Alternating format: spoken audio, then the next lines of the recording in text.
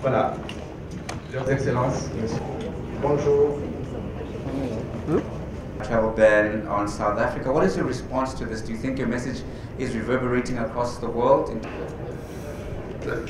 Pour arriver à une réforme qui permettra à la fois en suscitant au sein du continent des discussions pour faire évoluer ce sujet. On a toujours incité sur des incidents qui nous éloignent les uns des autres.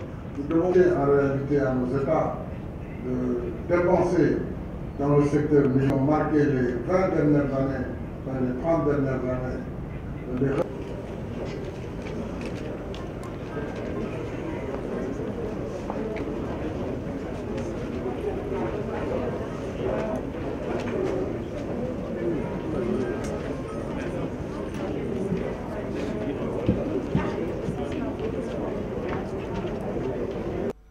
J'ai également exprimé au président Ramaphosa ma satisfaction pour la qualité de notre coopération bilatérale, coopération qui porte entre autres sur le transport aérien, la promotion et la protection réciproque des investissements, la défense, l'agriculture, la culture et les arts, ainsi que l'exemption de visa pour les passeports officiels.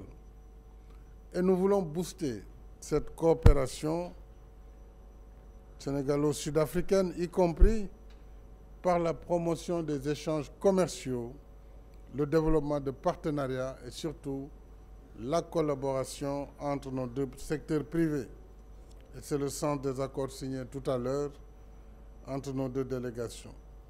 Your Excellency, we were warmly received at a time when a number of countries have imposed travel bans on South Africa in response to our detection, that is by our scientists, of the Omicron variant of the coronavirus.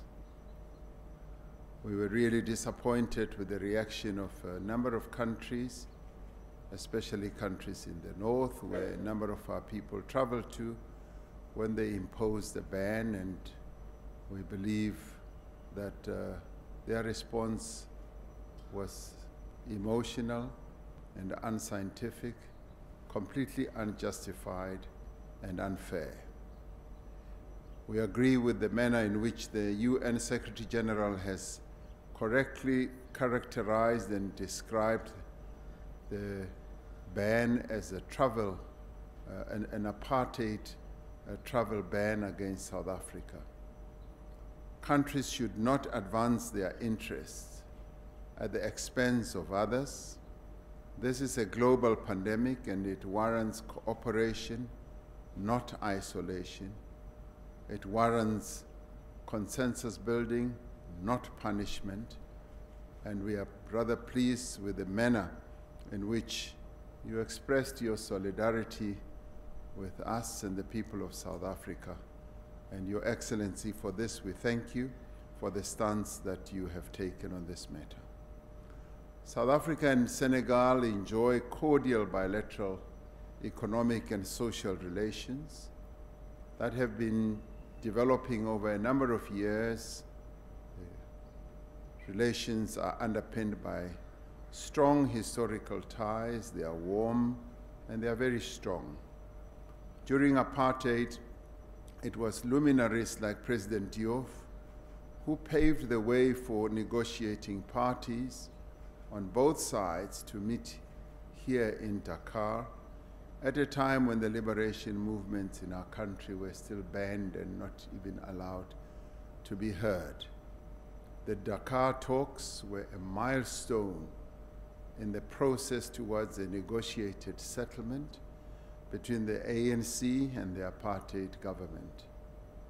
And they actually lit the ignition, or they ignited the process of change that finally took place in our country. We are indebted to the Senegalese government and its people for standing with us and for making our struggle their struggle, even though our two countries are so many kilometers apart from each other.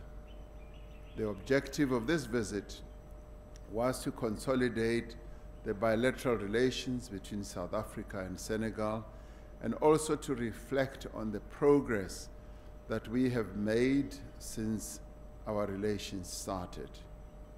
We have signed a number of memoranda of understanding as well as agreements. These include a memorandum of understanding on political and diplomatic consultations, on agreement on a joint commission for bilateral cooperation, and an agreement on scientific, technical, economic cooperation in the field of fisheries as well as aquaculture. This visit has been an opportunity to explore deepening relations across the spectrum of our respective national priorities. Yesterday, I had the occasion, at your invitation, President Sall, to participate in the 7th International Dakar Forum for Peace and Security on our continent, Africa. It gave me an opportunity to share South Africa's perspective, as well as challenges that we face on the African continent, particularly with regard to the post-COVID situation that all of us are going to have to face. I found the forum discussions most informative in that we were able to exchange views that went way beyond also peace and security, that touched on how we can develop our economies and how we can strengthen our economies on the African continent. Later today, we will be visiting Gorée Island, and I'm looking forward to visiting this site that has such great significance and meaning, not only for Senegal, but for the entire continent and their diaspora. South Africa looks forward to the finalization of the process that will see Gorée Island twinned with Robben Island in South Africa, where many of the leaders of our liberation struggle were imprisoned, including the founding father of our nation, Nelson Mandela.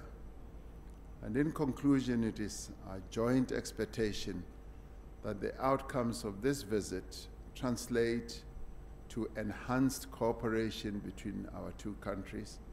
And may we, in advance, President Macky Sall, congratulate you for being the incoming chair of our African Union, and wish you the very best, and pledge to you that South Africa will continue to cooperate with yourself as chair of the African Union, and that we will want to work with you as you advance the interests of our continent in that position.